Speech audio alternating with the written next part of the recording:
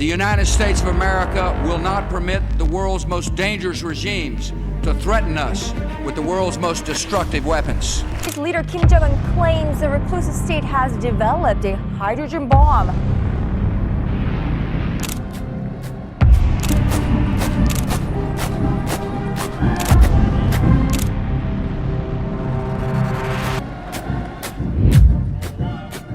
ಒಂದು ಸೆಕೆಂಡ್ ಯೋಚನೆ ಮಾಡಿ, ನೀವು ಹುಟ್ಟಿದ್ದಿಂದಲೇ ನಿಮ್ಮ ಫ್ಯೂಚರ್ನ ಗೌರ್ಮೆಂಟ್ ಡಿಸೈಡ್ ಮಾಡಿದ್ರೆ ಯಾವ ರೀತಿ ಬಟ್ಟೆ ಹಾಕಬೇಕು, ಯಾವ ಟಿವಿ ನೋಡಬೇಕು, ಯಾವ ವೆಬ್ಸೈಟ್ನ ಯೂಸ್ ಮಾಡಬೇಕು, ಯಾರ ಜೊತೆ ಮಾತಾಡಬೇಕು, ಇದೆಲ್ಲ ಗೌರ್ಮೆಂಟ್ ಡಿಸೈಡ್ ಮಾಡಿದ್ರೆ ಹೇಗಿರುತ್ತೆ? ಇದು ಯಾವುದು ಸಿನಿಮಾ ಕಥೆ ಅಲ್ಲ, ಇದು ನಾರ್ತ್ ಕೊರಿಯಾದ ಹಾರ್ಶ್ ರಿಯಾಲಿಟಿ. ಇದು ತುಂಬಾ ದೊಡ್ಡ ಸೀಕ್ರೆಟ್ಸ್, ರೂಲ್ಸ್ ಅಂಡ್ ರೆಗ್ಯುಲೇಷನ್ಸ್ ಇರುವ ಕಂಟ್ರಿಗಳಲ್ಲಿ ಒಂದು. ಇವತ್ತಿನ ನಮ್ಮ ಈ ವಿಡಿಯೋದಲ್ಲಿ ನಾರ್ತ್ ಕೊರಿಯಾದ ವರ್ಸ್ಟ್ ರೂಲ್ಸ್ಗಳು ಹಾಗೆ ಅದರ ಹಿಸ್ಟ್ರಿ ಬಗ್ಗೆ ತಿಳ್ಕೊಳ್ಳೋಣ ಬನ್ನಿ. 1945ರವರೆಗೆ ಕೊರಿಯಾ ಜಪಾನ್ ಅಂಡರ್ ಅಲ್ಲಿ ಇತ್ತು.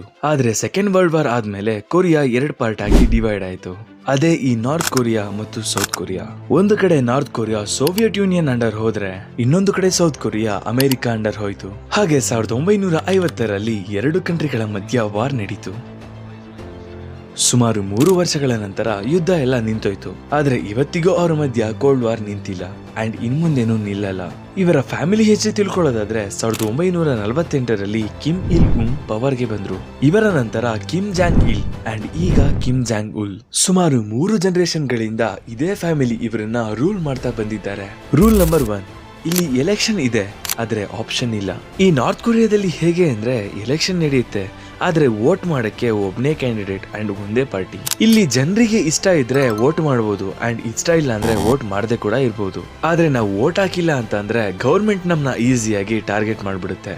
ರೂಲ್ ನಂಬರ್ 2, ಇಲ್ಲಿ ಇಂಟರ್ನೆಟ್ ಇಲ್ಲ. ನಾವಿಲ್ಲಿ ಇಂಡಿಯಾದಲ್ಲಿ ಪ್ರತಿದಿನ ಗೂಗಲ್, ಯೂಟ್ಯೂಬ್, ಇನ್ಸ್ಟಾಗ್ರಾಮ್ ನ ಯೂಸ್ ಮಾಡ್ತಿರ್ತೀವಿ. ಆದ್ರೆ ನಾರ್ತ್ ಕೊರಿಯಾದ ನಾರ್ಮಲ್ ಪೀಪಲ್ಗೆ ರಿಯಲ್ ಇಂಟರ್ನೆಟ್ ಸಿಗೋದೇ ಇಲ್ಲ.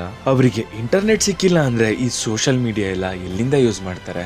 ಅಂಡ್ ಅವರು ಯಾವ ವೆಬ್ಸೈಟ್ ನ ಯೂಸ್ ಮಾಡಬೇಕು, ಯೂಸ್ ಮಾಡಬಾರ್ದು ಅಂತ ಗವರ್ಮೆಂಟ್ ಡಿಸೈಡ್ ಮಾಡುತ್ತೆ. ರೂಲ್ ನಂಬರ್ 3, ಇಲ್ಲಿ ಟಿವಿ ಕೂಡ ಗವರ್ಮೆಂಟ್ ಅಂಡರ್ ಅಲ್ಲಿ ಇರುತ್ತೆ. ಟಿವಿಯಲ್ಲಿ ಗವರ್ಮೆಂಟ್ ಹೇಳಿರೋ ಚಾನಲ್ ಮಾತ್ರ ಬರುತ್ತೆ ಅಂಡ್ ಚಾನಲ್ ಚೇಂಜ್ ಮಾಡಕ್ಕೂ ಆಗಲ್ಲ. And according to Korean government, international movies, serials ಅಥವಾ ಕೆ ಡ್ರಾಮಾ ನೋಡಿದ್ರೆ ಇಲ್ಲಿಗಲ್. ಅಂಡ್ ಇದೇನಾದ್ರೂ ಗವರ್ಮೆಂಟ್ ಗೆ ಗೊತ್ತಾದ್ರೆ ನಿಮ್ನ ಜೈಲ್ಗೆ ಕೂಡ ಹಾಕ್ಬೋದು. ರೂಲ್ ನಂಬರ್ 4, ಇಲ್ಲಿ ಟ್ರಾವೆಲ್ ಮಾಡೋಕ್ಕೂ ಕೂಡ ಪರ್ಮಿಷನ್ ಬೇಕು. ಇಲ್ಲಿ ನಾನು ಮಾತಾಡ್ತಿರೋದು ಇಂಟರ್ನ್ಯಾಷನಲ್ ಟ್ರಿಪ್ ಬಗ್ಗೆ ಅಲ್ಲ. ನಾವಿಲ್ಲಿ ಇದೇ ನಾರ್ತ್ ಕೊರಿಯಾ ಒಳಗೆ ಒಂದು ಸಿಟಿಯಿಂದ ಇನ್ನೊಂದು ಸಿಟಿ ಹೋಗಕ್ಕೂ ಪರ್ಮಿಷನ್ ಬೇಕು. ಅಂಡ್ ಕಂಟ್ರಿ ಬಿಟ್ಟು ಹೊರಗಡೆ ಹೋಗೋದಂತೂ ನಾರ್ಮಲ್ ಪೀಪಲ್ಗೆ ಇಂಪಾಸಿಬಲ್. ಹಾಗೆ ಪಾಸ್ಪೋರ್ಟ್ ಕೂಡ ಗವರ್ಮೆಂಟ್ ಆಫೀಸರ್ಸ್ಗೆ ಮಾತ್ರ ಕೊಡೋದು, ನಾರ್ಮಲ್ ಪೀಪಲ್ಗೆ ಏನು ಕೊಡಲ್ಲ. ರೂಲ್ ನಂಬರ್ 5, ಇಲ್ಲಿ ಮಾತಾಡಕ್ಕೆ ಅಥವಾ ಒಪಿನಿಯನ್ ಹೇಳಕ್ಕೂ ಲಿಮಿಟ್ಸ್ ಇದೆ. ಇಲ್ಲಿ ಗವರ್ನಮೆಂಟ್ ಅಪೋಸಿಟ್ ಮಾತಾಡೋದು, ಲೀಡರ್ ನ ಟೀಸ್ ಮಾಡೋದು ಅಥವಾ ಗವರ್ನಮೆಂಟ್ ರೂಲ್ಸ್ ನ ಕ್ವಶನ್ ಮಾಡೋದು, ಇದೆಲ್ಲ ಇಲ್ಲಿ ತುಂಬಾ ದೊಡ್ಡ ಕ್ರೈಮ್ ಆಗುತ್ತೆ. ಅಂಡ್ ಕೆಲವು ರಿಪೋರ್ಟ್ ಗಳಲ್ಲಂತೂ ಈ ರೀತಿ ಕೇಸ್ಗಳಲ್ಲಿ ಇಡೀ ಫ್ಯಾಮಿಲಿಗೆ ಪನಿಷ್ಮೆಂಟ್ ಕೊಟ್ಟಿರೋ ಎಕ್ಸಾಂಪಲ್ ಗಳು ಕೂಡ ಇದೆ. ರೂಲ್ ನಂಬರ್ 6, ಇಲ್ಲಿನ ಧರ್ಮ ಮತ್ತು ಸಂಸ್ಕೃತಿಗಳ ಬಗ್ಗೆ. ಇಲ್ಲಿ ಗವರ್ನಮೆಂಟ್ ಪರ್ಮಿಷನ್ ಇಲ್ಲದೆ ಯಾವುದೇ ಫಂಕ್ಷನ್ ಅಥವಾ ಫೆಸ್ಟಿವಲ್ ನ ಮಾಡೋದು ತಪ್ಪು. ಇಲ್ಲಿ ಕೆಲವು ಚರ್ಚ್ಗಳಿದೆ, ಬಟ್ ಆದ್ರೆ ಅದು ನೇಮಕಾವಸ್ತಿಗೆ ಮಾತ್ರ. ಅದನ್ನ ಇಂಟರ್ನ್ಯಾಷನಲ್ ರೆಪ್ರೆಸೆಂಟೇಟಿವ್ ಮೀಟಿಂಗ್ಸ್ ಗಳಿಗೆ ಯೂಸ್ ಮಾಡ್ತಾರೆ ಅಂತ ರಿಪೋರ್ಟ್ ಹೇಳುತ್ತೆ. ರೂಲ್ ನಂಬರ್ 7, ಇಲ್ಲಿನ ಡ್ರೆಸ್ ಮತ್ತು ಇಲ್ಲಿನ ಲೈಫ್ ಸ್ಟೈಲ್. ಕೆಲವು ಟೈಮ್ ಅಲ್ಲಿ ಗವರ್ಮೆಂಟ್ ಪರ್ಟಿಕ್ಯುಲರ್ ಆಗಿ ಇದೇ ಹೇರ್ ಸ್ಟೈಲ್ ಮಾಡಬೇಕು ಅಂಡ್ ಇದೇ ಡ್ರೆಸ್ ಹಾಕ್ಬೇಕು ಅಂತ ರೂಲ್ಸ್ ಅಂಡ್ ರೆಗ್ಯುಲೇಷನ್ ಗಳು ಇದೆ. ಇಲ್ಲಿ ಜೀನ್ಸ್, ಫ್ಯಾಷನ್ ಜೊತೆಗೆ ಇಂಟರ್ನ್ಯಾಷನಲ್ ಟ್ರೆಡಿಷನಲ್ ಡ್ರೆಸ್ ಗಳನ್ನ ಯೂಸ್ ಮಾಡೋ ಹಂಗಿಲ್ಲ ಅಂತ ರಿಪೋರ್ಟ್ ಹೇಳುತ್ತೆ. ಸಾಂಗ್ಬೂನ್ ಅರೇಂಜ್ಮೆಂಟ್.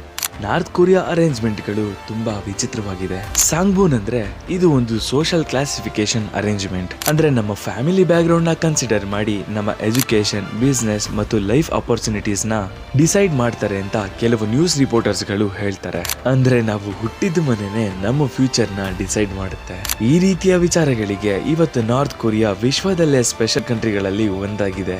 ಅಲ್ಲಿನ ನ್ಯೂಸ್ ಚಾನೆಲ್ ಗಳ ಮೇಲೆ ಒಳ್ಳೆ ಕಂಟ್ರೋಲ್ ನ ಇಟ್ಟಿದೆ. ಟ್ರಿಪ್ ಗಳ ಮೇಲೆ ರಿಸ್ಟ್ರಿಕ್ಷನ್ಸ್ ಇದೆ ಅಂಡ್ ಇಂಟರ್ನೆಟ್ ರಿಸ್ಟ್ರಿಕ್ಷನ್ಸ್ ಮತ್ತು ನ್ಯೂಕ್ಲಿಯರ್ ಫಂಕ್ಷನ್ ನ ರೀಸನ್ ಗಳ ಮೇಲೆ ಇಂಟರ್ನ್ಯಾಷನಲ್ ರಿಸ್ಟ್ರಿಕ್ಷನ್ಸ್. ಈ ಎಲ್ಲಾ ಕಾರಣಗಳಿಂದ ಈ ಕಂಟ್ರಿ ನಮ್ಮ ಮಾಮೂಲಿ ಜನರಿಂದ ತುಂಬಾ ದೂರವಾಗಿದೆ. ನನ್ನ ಕೊನೆ ಮಾತು, ನಾರ್ತ್ ಕೊರಿಯಾ ಬಗ್ಗೆ ಹೊರಗಡೆ ಬರೋ ನ್ಯೂಸ್ಗಳು ದೇಶದಿಂದ ತಪ್ಪಿಸಿಕೊಂಡು ಬಂದವರ ಹೇಳಿಕೆಗಳು ಅಂಡ್ ಸ್ಯಾಟಲೈಟ್ ಪಿಕ್ಚರ್ಸ್ ಮತ್ತು ಇದೆಲ್ಲ ಇಂಟರ್ನ್ಯಾಷನಲ್ ಇನ್ಸ್ಟಿಟ್ಯೂಟ್ ಗಳ ರಿಪೋರ್ಟ್ ಗಳ ಮೇಲೆ ಆಧಾರವಾಗಿದೆ. ಆದ್ರಿಂದ ಕೆಲವು ಇನ್ಫಾರ್ಮೇಶನ್ ಗಳು ಟೈಮ್ ಜೊತೆ ಬದಲಾಗಬಹುದು. ಆದರೆ ಒಂದು ಮಾತ್ರ ಕ್ಲಿಯರ್, ನಾರ್ತ್ ಕೊರಿಯಾ ಇವತ್ತಿನ ಜಗತ್ತಿನ ಅತ್ಯಂತ ರಹಸ್ಯಮಯ ರಾಷ್ಟ್ರಗಳಲ್ಲಿ ಒಂದಾಗಿದೆ.